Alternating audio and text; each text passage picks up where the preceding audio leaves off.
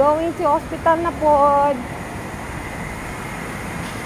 So, nag-face mask na tayo para hindi na tayo mag-aali-aligaga mamaya. Punta ako sa may minibus station kasi dalawang sakay ako ngayon. Galing dito sa amin papuntang Kwai Fong. Tapos Kwai Fong to hospital naman. Bilisan natin kaya para makarating tayo dun sa hospital ng maaga. Babantay ko ng laga ko tsaka maghahatid ako ng diaper.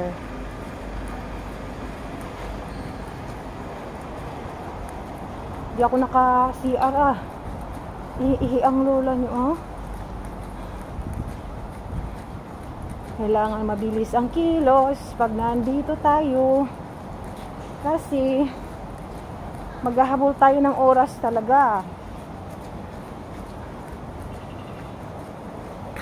Exercise ang lola nyo kasi maghapon din akong natulog Actually hindi naman maghapon, nakahiga lang. Kasi hindi naman ako makatulog.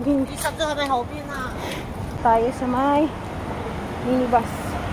Tawid. Ayan, 404M.